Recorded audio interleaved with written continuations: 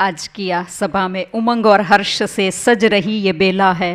महसाना के सब जोन का देखो सुंदर सजा ये दरबार है। इन प्यारे पलों में प्रभु की प्रीत समाई है। आज के दिन आप सबको दिल से बधाई है, दिल से बधाई है। मुस्कुराते हैं चेहरे, पुलकित है मन, खुशियों के फूलों से सजा है ये आंगन। इस सुंदर मिलन में सतयुग की छवि समाई है। आज के दिन आप सबको दिल से बधाई है। ये अलौकिक मिलन आनंद सागर का पता बताएगा। जो भी आएगा यहाँ सतचित आनंद में मगन हो जाएगा। इनके जर्रे जर्रे में प्रभु की देता दिखाई है। आज के दिन आप सबको दिल से बधाई है। महसाना सब जोन की सेवाओं के ताज पर एक और हीरा जड़ा। बाबा के संग ये पूरा परिवार और आगे बढ़ा। आज आपकी दशकों की तपस्या रंग लाई है। आज के दिन आप सबको दिल से बधाई है, दिल से बधाई है।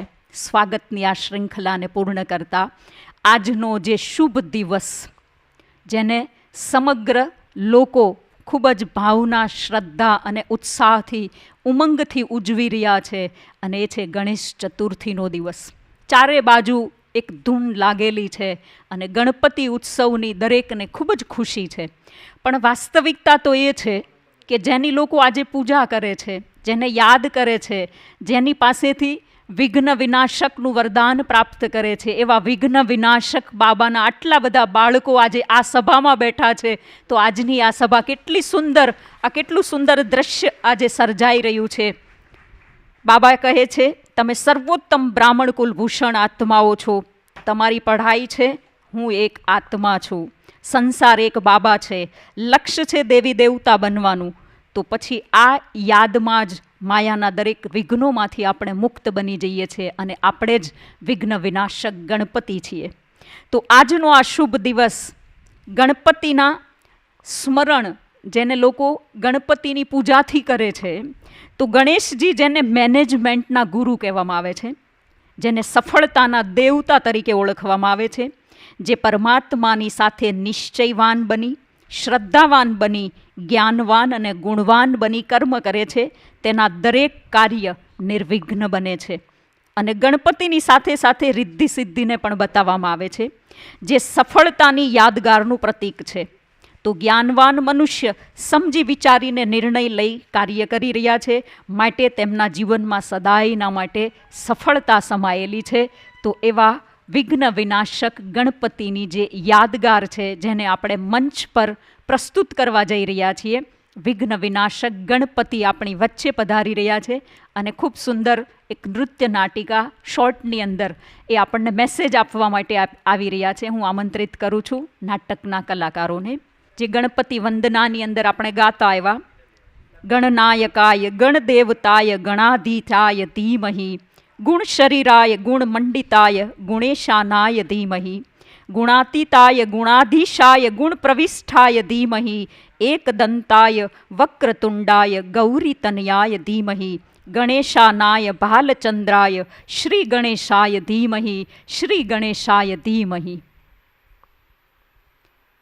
ગણપતિનું આવાહન આપણી વચ્ચે થઈ રહ્યું છે। એ વિઘ્નહર્તા, દુઃખહર્તા ગણપતિને આપણે આ મંચ પર આમંત્રિત કરી રહ્યા છીએ। પરમાત્માએ પણ આપણને ખૂબ સુંદર સંદેશ આપેલો છે અને જેને સાકાર કરવા માટે આપણે જઈ રહ્યા છીએ। આજે જે આ સભાની અંદર આપણે બેઠેલા છીએ, જ્યાં પરમાત્મા ખુદ આપણને વરદાન અને શક્તિઓ આપી રહ્યા છે અને પરમાત્માના એ બ્લેસિંગ આપણે પ્રાપ્ત કરી રહ્યા છીએ। શિવ બાબા હર પલ હર ક્ષણ જેની છત્રછાયામાં આપણું આ જીવન સુંદર રીતે વ્યતીત થઈ રહ્યું છે। બાબા કહે છે કે બચ્ચે અભી તુમ્હે બહોત પુરુષાર્થ કરના હૈ, કારણ કે આપણી યોગ તપસ્યા જ આ વિશ્વનું પરિવર્તન કરશે અને આપણી જ્યારે યોગ જ્વાલા પ્રજ્વલિત થશે ત્યારે દુનિયાની અંદર વિનાશનું કાર્ય શરૂ થશે।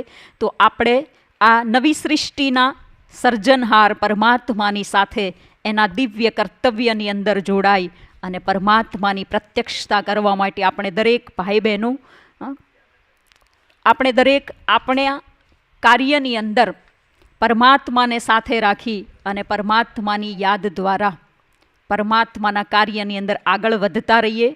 એવી આપણને શુભાબા પ્રેરણા આપી રહ્યા છે. આપણે જોઈએ છે ગણપતિનું સ્વરૂપ, તો ગણપતિના જે 4 હાથ બતાવ્યા છે, તો 4 હાથની અંદર એક એક અલંકાર છે અને એ દરેક અલંકારનો આપણા જીવનનો એક આધ્યાત્મિક અર્થ છે.